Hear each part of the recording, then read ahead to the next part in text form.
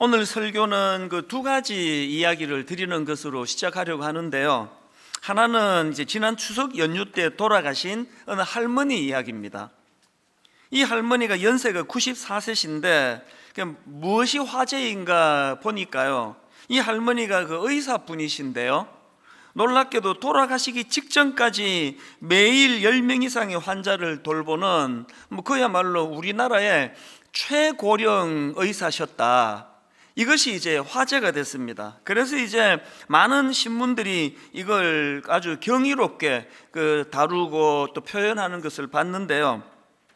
예를 들면은 머리 기사부터가 되게 경이롭습니다. 이렇습니다. 하늘이 부를 때까지 94세 의사는 진료를 멈추지 않았다. 또 이런 머리 기사도 있습니다.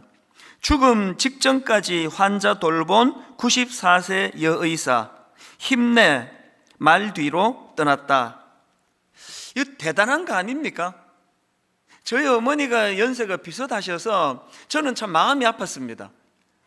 이 90세가 넘어가시면은 사실은 이게 거동하시는 것도 참 불편하시고 그런 연세인데, 아니 어떻게 돌아가시기 직전까지 94세 할머니께서 어떻게 10명 이상의 환자들을 돌보고 또 이제 요양병원에서 이제 많은 우리 어른들에게 참 희망이 되어 드리고 그런 일을 하다가 돌아가셨다는 겁니다. 그래서 제가 그게 참 인상에 남아가지고 이제 검색을 해서 좀 기사들을 뒤져보니까요, 정말 귀감이 되는 삶을 사셨더라고요.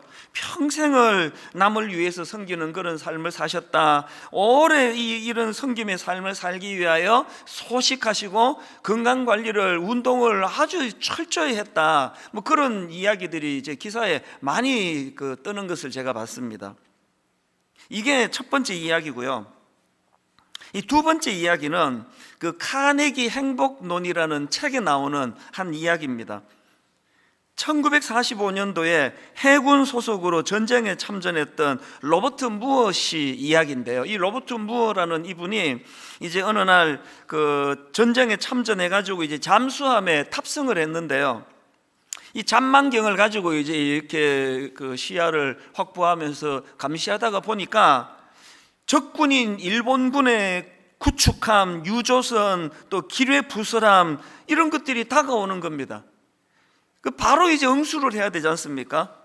근데 불행하게도 의뢰 발사 장치가 고장이 난 상태예요. 이게 속수무책입니다. 그래서 이제 너무나 다급하니까 이제 적에게 발견되지 않으려고 120피트 아래까지 이제 잠망하고 숨어 있는 겁니다. 그리고 또 이 소리가 나면은 또 들키니까, 그래서 이제 선풍기, 냉방 장치, 온갖 전기 장치를 다 끄고 숨 죽이고 있는데, 그래서 그게 그냥 넘어가겠습니까? 당연히 발각이 되죠. 그래서 이제 이 일본군이요, 무차별 공격을 이제 퍼부어대는데 무려 15시간이나 공격을 했대요. 근데 지금 이쪽에서는 공격할 수 있는 어뢰 발사 장치가 고장이 난 상태니까 부분적인 대응밖에 할 수 없지 않습니까? 나중에는요, 무슨 명령이 올라왔느냐 하니까 이제 그 안에 있던 모든 병사들 보고 하는 명령이 이제 전원 침대에 올라가 움직이지 말라. 워낙 이제 공격을 당하고 흔들거리고 하니까 그런 명령을 이제 받았겠죠. 침대 위에 올라가서 있는데요, 이 냉방 장치가 다 끊어지고 이래가지고 잠수함 그 안에 온도가 40도가 넘었답니다. 거기서 무려 15시간을 숨 죽이고 있으니까요, 그냥 이게 숨이 안 쉬어지, 공포 때문에. 너무나 죽음의 두려움 앞에 온몸이 부들부들 떨리는 그런 시간을 15시간이나 보냈는데 기적적으로 살아난 겁니다. 그리고는 이제 이분이 그때 일을 회상을 하면서 이제 쓴 글이 있는데 한번 들어보세요. 우리가 공격을 받은 15시간은 그야말로 1500만 년처럼 생각되었습니다. 이르는 동안 제 과거 생활이 눈앞에 펼쳐지는 것이었습니다. 제가 범한 크고 작은 악행을 비롯해서 공연히 속을 태웠던 어리석었던 일들까지 모두 생각나는 것입니다. 이분이 해군에 입대하기 전에 은행원이었는데요, 월급은 박하고 근무 시간은 길고 뭐 이 진급할 가망은 보이지 않고 그래서 뭐 이런저런 불만과 불평이 많았나 봅니다. 그런데 15시간을 이제 이대로 죽는 거지 어떻게 살겠냐고, 그런 죽음의 공포 속에 갇혀 있으면서 옛날 생각이 자꾸 이제 떠오르는데요. 그 다음 내용을 보세요. 그도 그럴 것이 집 하나 장만하지 못했고 새 차도 살 수 없었고 아내에게 변변한 옷 한 벌 사줄 수도 없는 형편이었거든요. 또 언제나 잔소리만 늘어놓는 늙은 상사를 대하기도 진저리가 났었습니다. 이제 그 침대 위에 40도 넘는 죽음의 공포 속에 두려워 떨면서 뭐 시간이 기니까요, 막 온갖 이제 옛날 생각이 다 떠올랐을 거 아닙니까? 그 모든 게 다 후회가 되더라는 겁니다. 그리고 깨달은 게 하나 있는데요. 그 다음 내용을 보십시오. 몇 해 전까지만 해도 이러한 것들이 얼마나 큰 걱정거리였는지 모릅니다. 그러나 폭내가 저를 산산조각 내어 날려보내지는 않을까 떨고 있을 때 이런 일들이 참으로 어리석게만 생각되었습니다. 그때 그 자리에서 저는 맹세했습니다. 만일 다시 햇빛을 보게 된다면 다시는 절대로 고민 같은 것은 하지 않겠다고 말입니다. 저는 잠수함 안에서 공포에 떨던 15시간 동안 인간이 사는 법에 대해 대학에서 4년간 배운 것보다 훨씬 많이 배웠던 것입니다. 여러분, 우리가 뭐 꼭 이렇게 이 사람과 똑같이 막 15시간 죽음의 공포 안에 갇히고 이래야만 이런 걸 깨달아야 되겠습니까? 그 책을 왜 읽고 그 이런 이야기들 왜 듣습니까? 우리 예배 드리는 이 시간에 우리가 깨달아야 되는 게 뭡니까? 우리가 하고 있는 그 불평이, 원망이, 혹은 내가 하고 있는 고민들이 이런 일을 겪어본 삶과 죽음의 깊은 자리를 가보니까 너무나 부질없는 거라는 게, 너무나 하찮은 거라는 겁니다. 제 아내가 작년에 그 유방암 이제 워낙 초기에 발견해가지고 뭐 항암 치료도 안 하고 거의 정말 하나님 은혜로 잘 넘어갔지만요, 저는 그 사건이 제 인생에 얼마나 많은 복된 깨달음을 줬는지 모릅니다. 순간순간 우리 만남이 영원한 게 아니지, 제가 순간순간 깨달아요. 이게 제한적이었구나. 사실 그전에는요, 뭐 나이가 뭐 그때 뭐 50대 후반인데도 불구하고, 그때가 아니라 작년이네요, 59살이네요. 그때 한 번도 그런 생각을 해본 적이 없는데 요즘은 막 문득문득. 그래서 저는 그 책에서 뭐 시간이 없어서 다 인용을 못 해드리지만 이런 비슷한 이제 사례들을 몇 가지 들고는요, 그리고 굵은 글씨로 이런 교훈을 거기다 하나 적어놨더라고요. 기억하라, 인생은 시시하게 살기에는 너무나 짧다. 기억하라, 인생은 시시하게 살기에는 너무나 짧다. 성경에 보면요, 이렇게 시시한 것에 매달려 인생을 허비해버린 사람들이 뭐 가끔씩 등장을 하지 않습니까? 그 중에 뭐 맨 앞에 제일 어리석은 사람을 꼽으라 그러면 저는 뭐 삼손이 절대로 1등, 2등 그 놓치지 않는다 생각합니다. 세상에 하나님이 그렇게 놀라운 힘과 능력을, 사명을 감당하려고 부여해 주셨는데 그 여자 꽁무니 쫓아다니다가 그냥 인생이 망해 눈 뽑히고 비참하게 인생을 끝내는 게 삼손 아닙니까? 저는요, 성경에서 사도 바울 같은 이런 인물을 통해서도 많은 깨달음을 얻지만 저는 삼손을 통해 진짜 중요한 교훈을 얻어 저는 천국 가면 꼭 내가 삼손한테 인사할 생각입니다. 당신의 그 어리석은 행동 때문에 내 인생이 얼마나 유익했는지 모른다고. 삼손이 제게 준 결정적인 메시지는 이겁니다. 자기 아내 말고 다른 여자한테 기웃기웃거리다가 눈 뽑힐 줄 알아라. 이게 삼손이 저한테 주는 메시지입니다. 아직도 두 눈이 멀쩡한 거 보니까 그래도 아직까지는 그래도 그런 어리석은 짓을 안 한 것 같습니다. 그런가 하면은 또 성경에 뭐 삼손의 그 뭐 이게 뒤질세라 어리석은 사람이 또 하나 더 나오는데 사울 왕입니다. 그 다윗이 골리앗을 물리치고 막 민족의 영웅이 돼서 그렇게 떠받드는 걸 못 견뎌가지고 그렇게 질투의 화신이 돼서 그 아까운 인생을 다 허비해 버리잖아요. 이 삼손이 이 여자 조심해라 이걸 저에게 교훈을 줬다면요, 이 사울왕은 저에게 부교역자한테 질투하지 마라, 그 부교역자한테 질투하면 그 비참해진다, 그러니까 이런 메시지를 제가 받았습니다. 다행히 지금까지는 뭐 부교육자를 질투해가지고 설교 잘하는 사람은 그다음부터 설교도 안 시키고 막 저기 구석진데 한직을 맡기고 뭐 그렇게 한 적이 한 번도 없는데, 그게 다 이 고마운 사울왕 때문이에요. 오랜만에 이 본당에 오시니까 지금 이게 적응이 안 돼서 안 웃으시는 거죠? 기억하라, 인생은 시시하게 살기에는 너무나 짧다. 전 여기 한마디 더 붙이고 싶습니다. 기억하라, 인생은 시시하게 살기에는 너무도 짧다. 그리고 너무나 소중하다.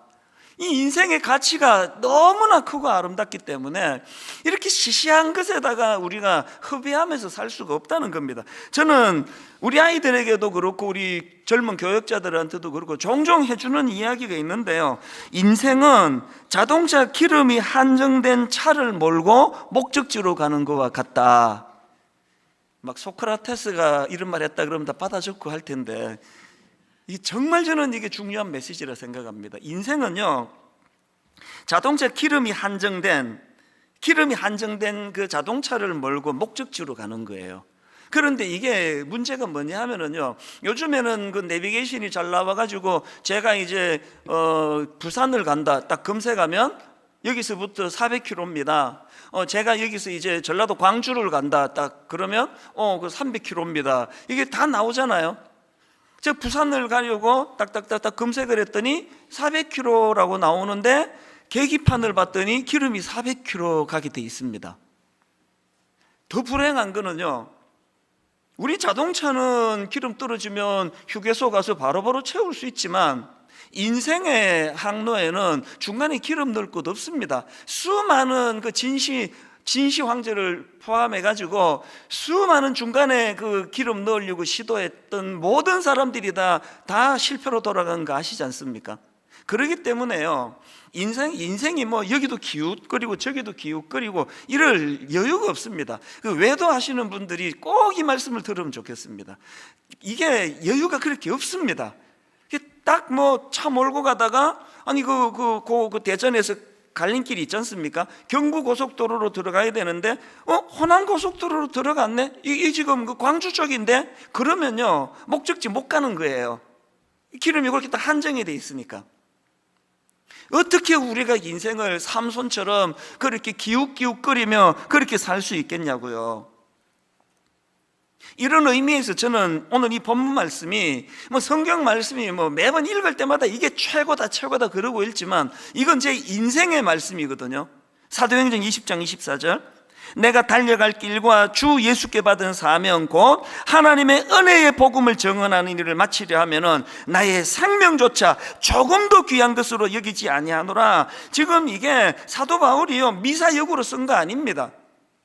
그의 삶을 보면, 그리고 이 본문의 지금 배경 자체가 무슨 따뜻한 혹은 에어컨 켜놓고 안락하게 책상에서 그런 문학으로 쓴 거 아닙니다. 이 본문 바로 앞에 22절을 보십시오. 보라, 이제 나는 성령에 매여 예루살렘으로 가는데 거기서 무슨 일을 당할는지 알지 못하노라. 오직 성령이 각 성에서 내게 증언하여 결박과 환난이 나를 기다린다 하시나.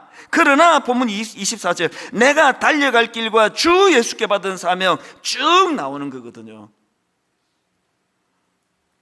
저는 오늘 너무나 제가 소중히 여기는 이 말씀을 새생명 축제에 우리 이 귀한 VIP 하나님을 아직 잘 모르셨던 분들을 모셔놓고 제가 이 말씀을 꼭 전해야 되겠다 생각을 했는데요, 지금 코로나19 이것 때문에 많은 분이 아니라 아예 여기다 초청할 수가 없으니 여러분 어떤 형식이든지 간에 이런 말씀들을 좀 전달할 수 있으면 좋겠습니다. 너무 간절한 마음으로 이 말씀을 준비했거든요. 저는 오늘 이 본문 말씀을 가지고 그 시시하게 살지 않기 위해서 인생이 구비해야 될 한 3가지 종류를 제가 좀 준비를 했는데요. 자, 여러분, 시시하게 살지 않는 인생의 모습 3가지입니다. 첫째가 뭐냐? 흔들림 없는 삶의 방향. 제가 부연 설명으로 목적지를 안다는 것, 이렇게 제가 부연 설명을 달았는데요, 앞에서 말씀드렸잖아요. 인생에 기름이 많지 않습니다.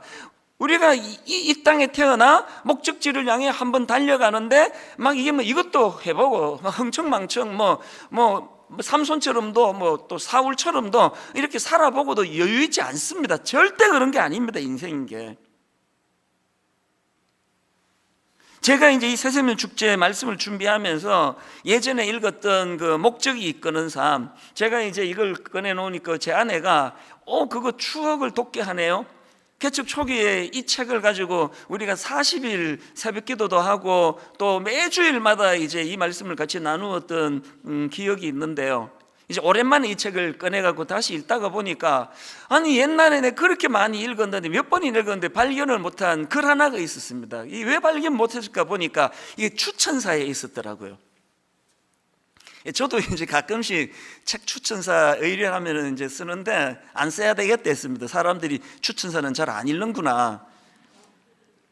홍정길 목사님이 이제 원로 목사님이 되신 홍 목사님이 그 추천사를 쓰셨는데 거기에 이 노젓는 법을 이제 설명을 하시는 겁니다. 목사님이 어릴 때 이제 친구들하고 또 선배 몇 분하고 이제 그 배를 타러 가셨나 봅니다.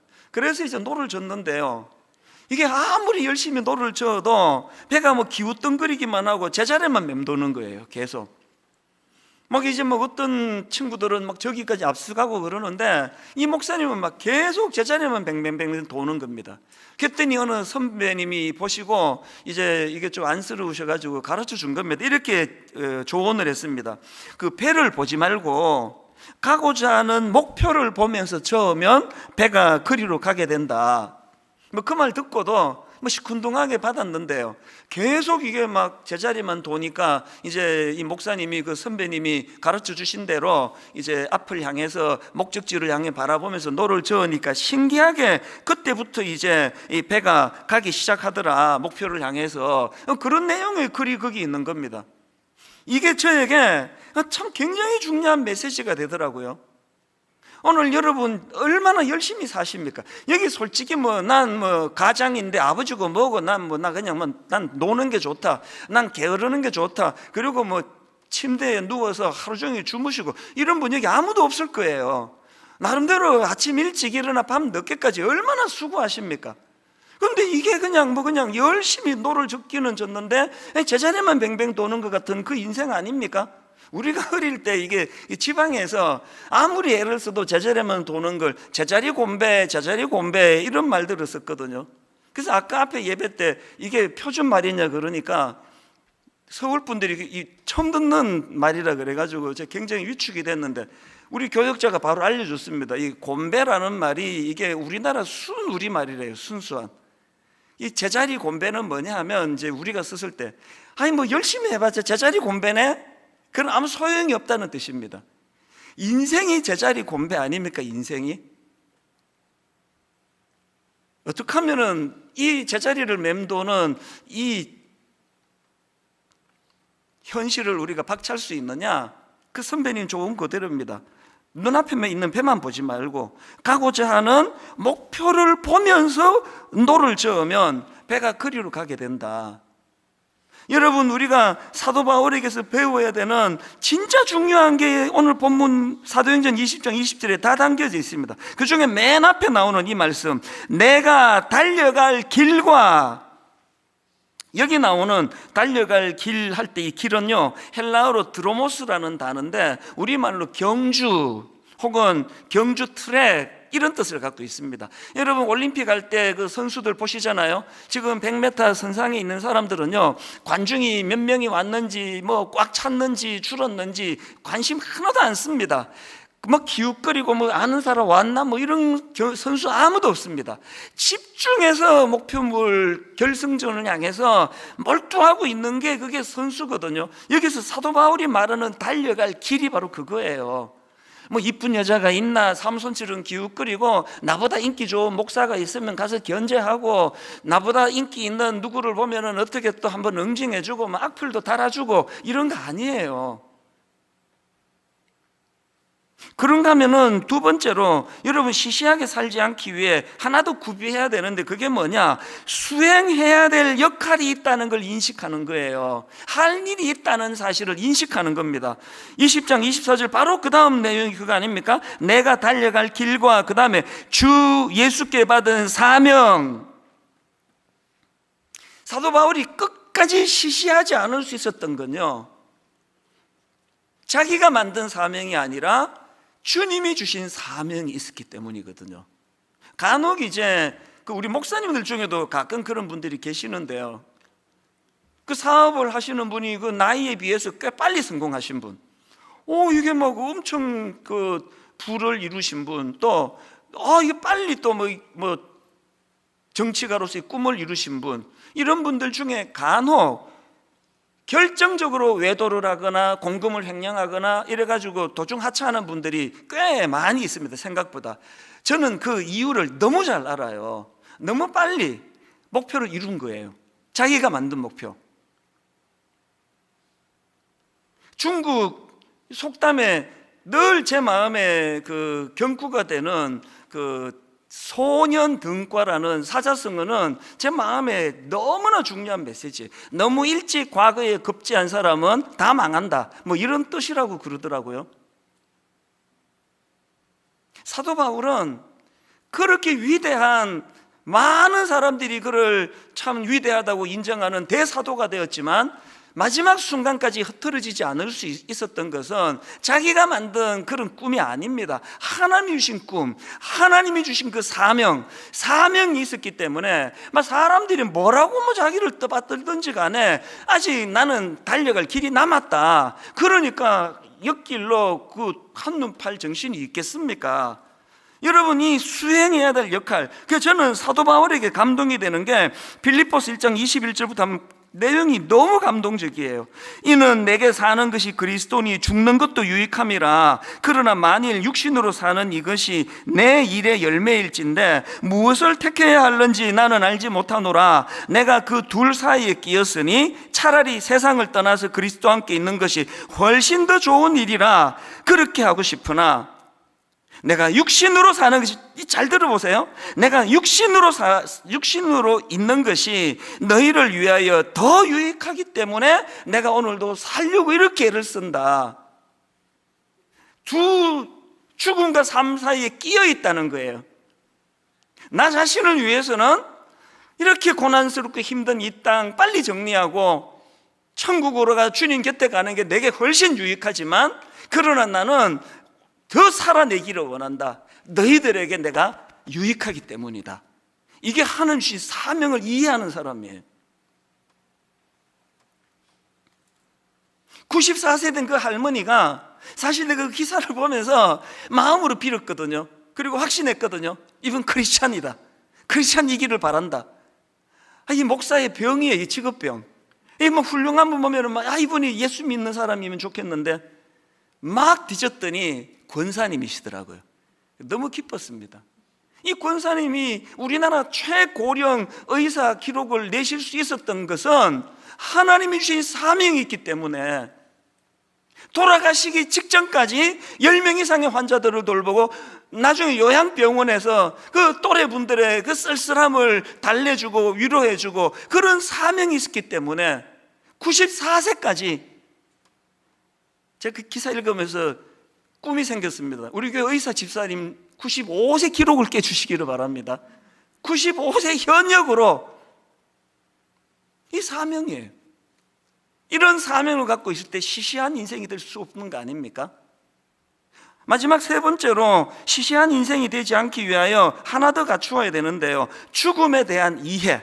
제가 부연 설명하기를 돌아갈 본향이 있음을 안다는 것, 이게 나를 시시하게 시시한 인생이 되지 않게 한다는 것. 본문 24절 뒷부분에 그 내용이 나옵니다. 내가 달려갈 길과 주 예수께 받은 사명 곧 하나님의 은혜의 복음을 증언하는 일을 마치려 하면은 나의 생명조차 조금도 귀한 것으로 여기지 아니하노라. 제가 오래전에 일이긴 한데요, 로마를 방문한 적이 있습니다. 그게 집회가 있어서 이제 로마를 갔더니 너무너무 고맙게도 집사님 몇 분들이 이제 목사님 설교 인터넷에서 잘 듣고 있습니다 그러면서 며칠을 저한테 딱 붙어서 너무너무 맛있는 것도 사주시고 막 좋은데 구경도 데려가시고 그래서 뭐 콜로세움을 위시해서 그 관광객들이 많이 모이는데 여러 군데를 다녀왔거든요. 그런데 제 마음에 그 여러 군데 중에 진짜 한 번 더 가봤으면, 내가 이거 다시 한 번만 더 가봤으면 하는 마음에 늘 그 그림이 그려지는 곳이 딱 한 군데 있습니다. 콜로세움을 뭐 달력에 있는 거랑 너무 똑같아가지고 뭐 두 번 보고 싶진 않습니다. 내가 한 번만 더 가봤으면 하는 데가 뭐냐 하니까 사도 바울이 마지막에 감옥에 갇혀있던 그 현장 잘 보관해 놨더라고요.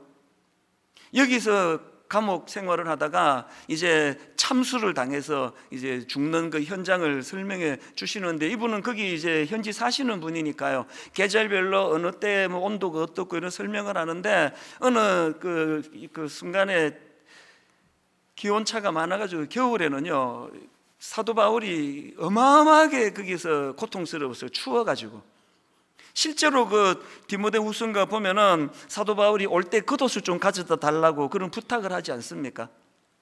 그렇게 비참하게 감옥 생활을 하다가 이제 참수를 당해서 인생을 끝내는데, 제가 그때 받았던 경외감이 뭐냐 하면은요, 제가 미국의 필러 신학교에서 공부할 때 노 교수님의 말씀 한번 말씀드렸잖아요. 의외로 많은 지도자들이 끝까지 완주하는 경우가 드물다. 중간에 변질되고 중간에 엉뚱한 도로 새는 그런 지도자들이 많다는 그 이야기가 늘 마음에 두려움이 되는데, 제가 사도 바울을 향한 경외감과, 그리고 사도 바울을 보면서 제가 뭐 그분하고 저하고 이게 영향을 갖다 댄다면은 그분은 만이고 저는 1밖에 안 되는 존재지만, 저는 사도 바울과 제가 공통점 하나 갖기를 원합니다. 이게 내 소원이에요. 끝까지 완주한 거. 그분은 마라톤을 제일 1등으로 달려갔지만 난 꼴찌로 간다 할지라도 사도 바울과 제가 공통점으로 갖고 싶은 건 인생을 완주하고 싶습니다. 도중하차하지 않고. 저와 여러분이 몇 등 등수 따지지 아니하고 완주하기를 원합니다 한다면 하나님 앞에 은혜를 구해야 되는데요, 사도 바울은 어떻게 끝까지 그 고난의 길을 변질되지 않고 완주할 수 있었을까? 바로 그 대답이 디모데후서 4장에 나와 있는 걸 제가 이번에 새롭게 또 감동이 되더라고요. 6절부터 보십시오.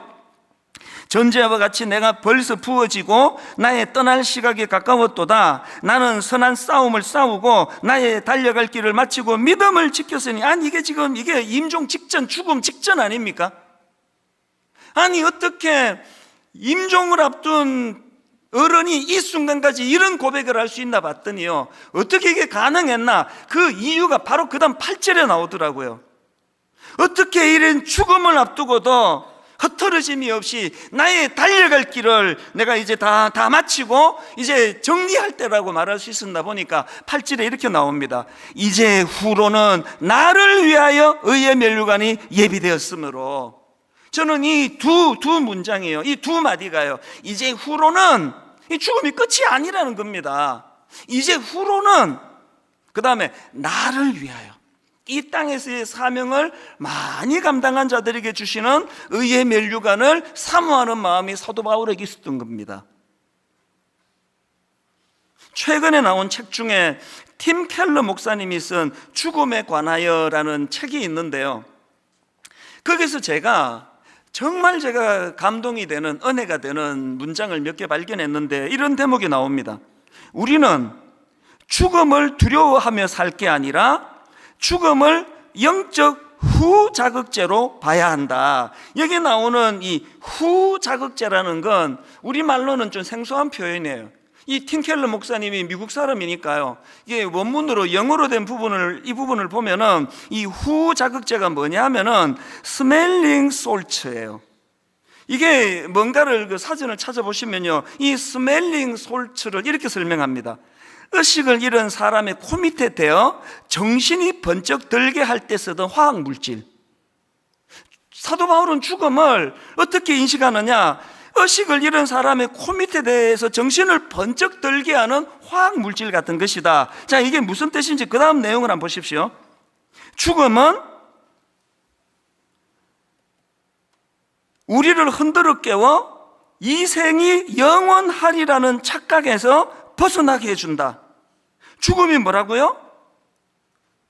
영원한 이별로 절망하고 그 죽지 않으려고 바둥바둥 거리는 게 아니고요. 이 죽음은 후 자극제, 스멜링 솔트, 의식을 잃은 사람들을 냄새로 깨어나게 하는 약과 같은 것이다. 그래서 신자는 죽든 살든 결과와 무관하게 늘 죽음을 이긴다. 예수 그리스도께서 죽음을 이기셨기에 이제 죽음이 할 수 있는 일이라고, 이 잘 들어보세요.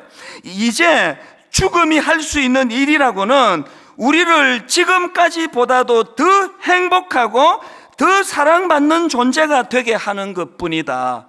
근래에 이렇게 주옥 같은 글을 저는 읽어본 적이 없습니다. 죽음이 뭐라고요? 이제 죽음이 할 수 있는 일이라고는 우리를 지금보다도 더 행복하고 더 사랑받는 존재가 되게 하는 것뿐이다. 이 죽음이래요. 죽음이 의식을 잃은 사람의 코 밑에 대서 정신이 들게 만드는 화학 물질이에요. 무슨 정신을요? 자꾸 죽음이 끝이라고, 이 땅이 전부라고, 이렇게 그 이상한 소리 하는 사람들에게 정신을 번쩍 들게 하는 약이, 화학 물질이, 그게 죽음이래요.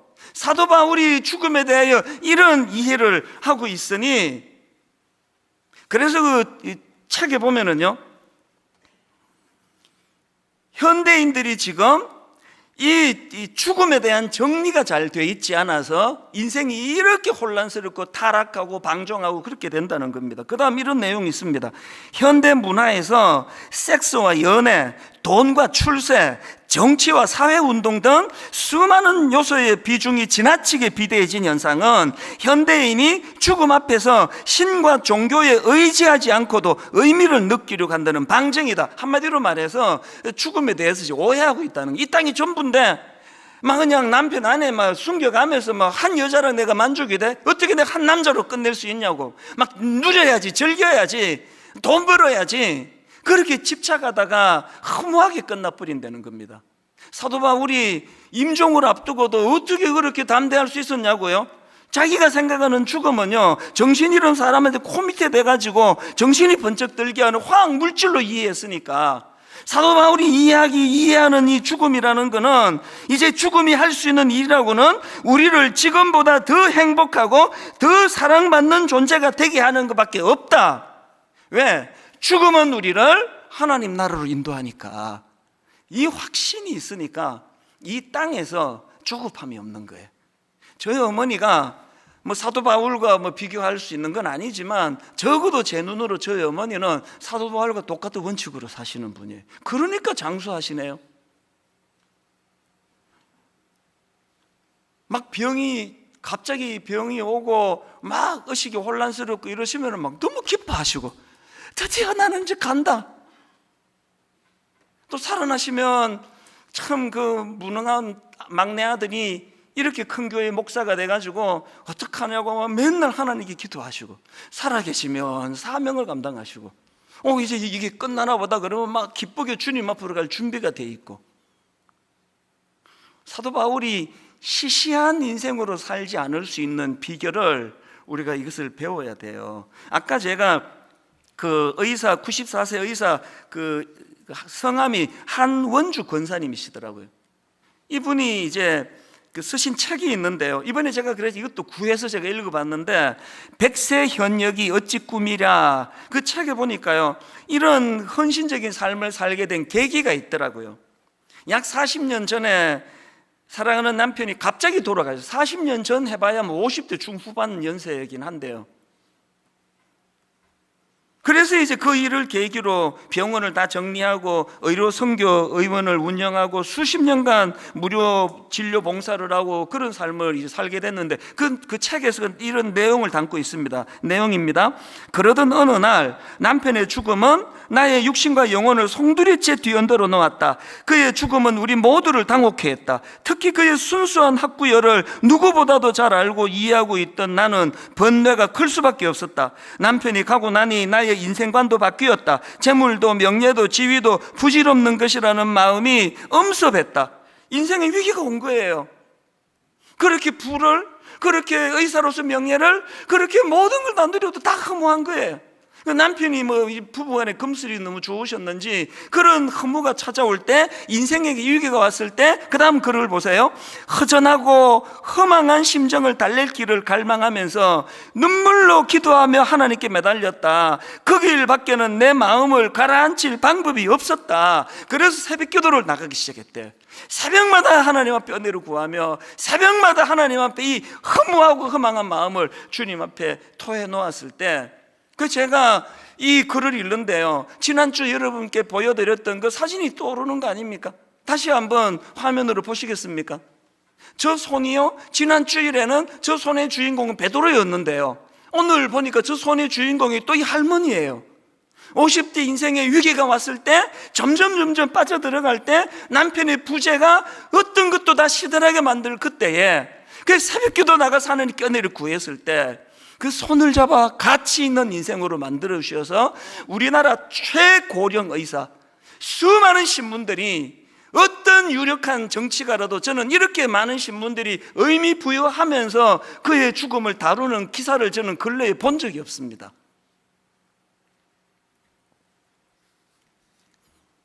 지난 여름에 제가 새벽마다 한 10,000보씩 이제 걷는다고 말씀을 드렸는데요, 한 3주 전후라고 생각해 신비한 걸 경험했습니다. 나가면은 찬양 하나가 맴도는 거예요. 그리고 이 찬양만 부르면은 눈물이 나는 겁니다. 나는 길 잃은 나그네였네, 죄 중에 헤매이는데 사랑의 왕 내 목자 예수, 나를 집으로 인도하네.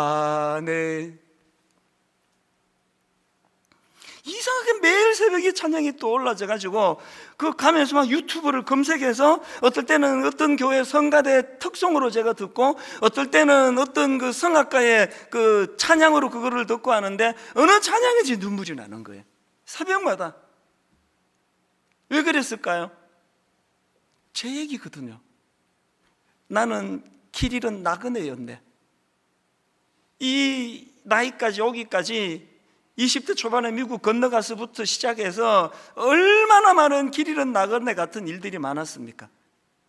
죄 중에 헤매이는데 사랑의 왕 내 목자 예수, 나를 어디로? 집으로 인도하네. 많이 울컥울컥 참 눈물을 삼키면서 그 새벽마다 가슴이 뜨거워졌는데요, 오늘 여러분 코로나19 때문에 이 자리에 초청하지 못한 많은 분들에게 이 말씀을 들려주고 싶습니다. 20대 초반에 제가 흑인 가게에서 일을 하기도 하고 미국 공장에서 청소를 하기도 하고 유태인들만 있어가지고, 이건 동양인은 영어 잘 못하는 저 한 사람 딱 있고 전부 자기들끼리 엿새 동안 왕따 당하는 심정으로 살아갈 때 저를 살려준 게 교회예요. 교회가 없었으면 전 죽었습니다. 지금 그 빚을 제가 갖고 있는 거거든요. 영적으로는 손을 내밀어 주시는 주님이 계시고, 결론을 저는 이렇게 맺기를 원합니다. 제가 오늘 결론을 맺으면서요, 한 가지 그 부탁이 하나 있는데요, 이제 다음 주일은 청년주일로 드립니다. 저희는 매년 이거 굉장히 의미라고 생각합니다. 우리가 먼저 영적으로 새로운 의미를 부여받고, 그리고는 그 다음에 자녀 살리자는 거예요. 너무 많은 지금 우리 젊은이들이 이 악한 것들의 그 속임수에 길을 잃어버렸거든요. 이번에 우리 청년교구 목사님들이 너무 고마운 게요, 이번에 타이틀이 끼니 그러지마 프로젝트랍니다. 여기에 많은 중의적인 의미가 있죠. 그래서 무려 한 2,500여 명의 우리 청년들에게 어디에 신청한 청년들에게 이제 이 기프트 박스를 이제 선물을 하는데, 화면을 한번 보시겠습니까? 저런 내용이 담겨 있습니다. 그래서 저기에 영혼의 양식, 이제 곧 이제 마가복음 설교로 되돌아갈 건데요, 여기에 그 메시지 성경으로 마가복음, 이거는 영혼의 양식. 그런다면 실제적으로 저 안에 이제 우리 아이들, 우리 청년들 아침 식사 한 끼와 간식이 들어있답니다. 2,500박스 하는데 예산이 얼마쯤 드느냐고 한 3,500만 원 된대요. 제일 쉬운 게 교회 돈 집행하는 거예요. 이거 하지 말자 그랬습니다. 십시일반하자.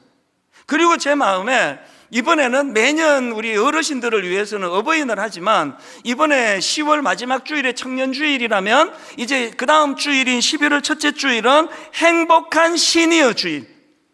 우리 94세 의사 할머니처럼 가치를 가지고 달려가는 어른들도 많이 계시지만 뭔가 지금 허전하고 외로운 이런 어른들을 좀 살펴보자. 그래서 이 두 주일을 묶어서 이제 우리가 십시일반해서 우리 어른 밥 한 끼 대접하고 우리 아들 밥 한 끼 대접하는 마음으로 우리가 모아서 이 정성을 가지고 우리 아이들을 대접하고 어른들을 대접하자. 여러분 은혜 받으시고 홈페이지로 들어가셔서 좀 같이 동참해 주시고, 돈 없어서 이렇게 하는 거 아닙니다.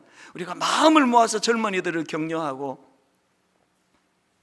결론을 맺으면서 영상 하나를 소개해드리고 오늘 설교를 마치려고 하는데요. 이 영상은 오래 남편을 위하여 기도해요. 10년, 20년 이상 기도한 분들이에요.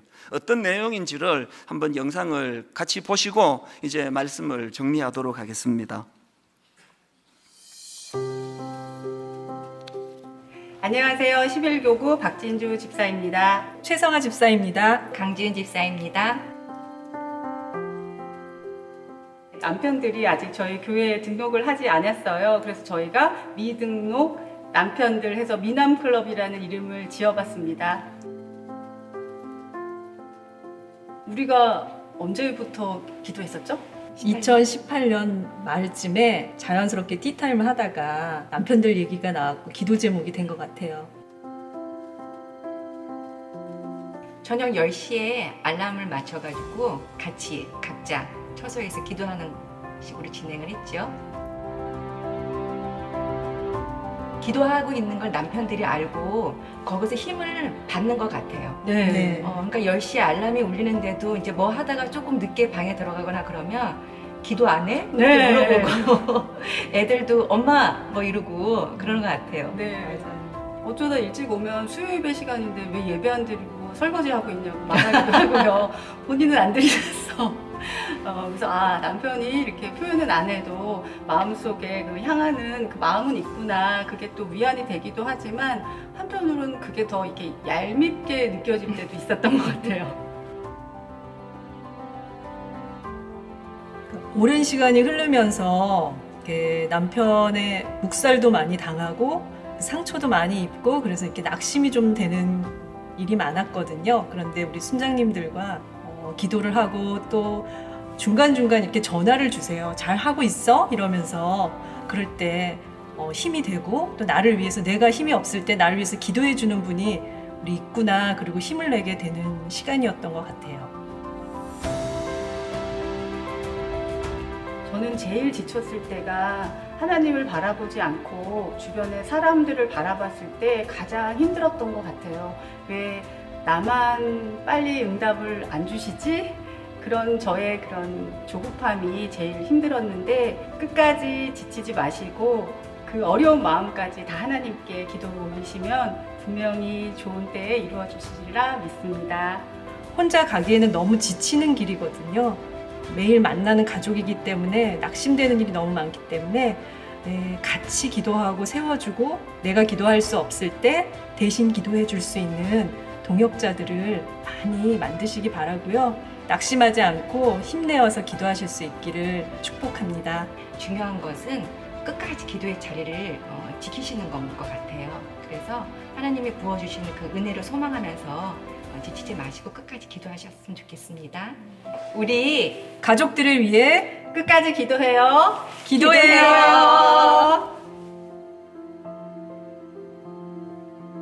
아들 그리고 사랑하는 당신, 이번 주 새생명 축제 우리 모두 함께 은혜 나눠요. 사랑합니다. 민아가 오늘 예배 참석해줘서 고마워. 새생명 축제에 오신 것을 환영합니다. 우리 사이에 함께 예배드려서 너무 좋네. 고마워. 사랑하는 내 동생, 예배에서 하나님을 꼭 만날 수 있기를 바래. 사랑하는 아들, 딸, 너희들과 함께하는 요즘의 시간들이 귀한 선물 같아 감사하고 너무나 행복하단다. 우리 큰딸 함께 예배드려서 너무 좋다. 은혜 많이 받아. 엄마랑 함께 예배드리게 되어서 너무나 기쁘고 감사드립니다. 어머니 사랑하고 축복합니다. 아들, 이렇게 예배 드릴 수 있어서 반가워. 아들, 축복하고 사랑합니다.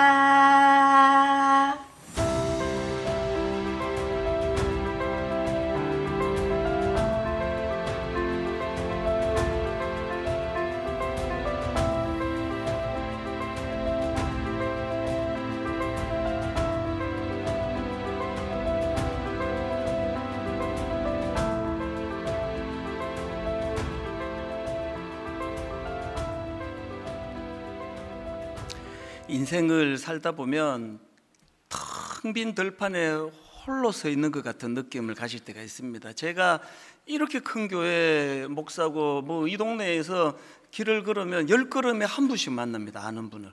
이렇게 아는 분이 많고 또 만나야 될 분이 많은 제가 때때로 텅 빈 들판에 혼자 서 있는 것 같은 그런 고독을 느낄 때가 가끔씩 있어요. 가끔보다 더 자주 일어납니다. 이게 인생입니다. 여러분 인생길 가다가 아까 그 94세 의사 할머니가 겪으셨던 것처럼 이런 그 블랙홀 같은 데 이렇게 쑥 빠져들어갈 때도 있는가 하면 그런 어떤 결정적인 어떤 일이 아니더라도 결국 혼자구나, 나 혼자네, 이게 인생입니다. 그런데 아까 10년을 20년을 그 남편의 영혼을 위하여 기도해 오신 그런 분들의 그 기도들 보면서 어제 지난주 그 일부 특송을 했던 1부부터 그 5부까지 특송을 했던 우리 고승아 지사님 시간이 없어서 그 제게 보내온 편지를 소개를 못하는 게 너무 아쉬운데요. 연로하신 부모님, 그 어머니 청력을 점점 잃어가시는데 나는 우리 엄마와 부모님과 영원히 하나님 나라를 가고 싶어하는 그런 애절한 마음들이 그 곡을 본인이 직접 만들게 만든 그 찬양을 한번 나중에 한번 들어보세요. 혼자가 아닙니다. 제가 시카고에서 너무나 인생의 밑바닥을 괴로워할 때 주님이 영적으로는 손을 내밀어 주셨고 교회에서 수많은 믿음의 형제자매 어른들이 저를 실제로 껴안아주고 등을 두드려 주는 그 은혜를 입었기에 오늘 이 자리에 제가 설 수 있게 된 거거든요. 새세면 축제 왜 합니까? 여러분도 그렇게 되기를 원해서 초청을 하는 거거든요. 꼭 이 설교와 이 메시지를 좀 전달이 돼서 이 마음을 같이 좀 누리시면 좋겠습니다. 그래서 2주간의 설교를 총정리하면서 이 찬양으로 그렇게 저는 말씀을 메시지를 마무리하기 원하는데요.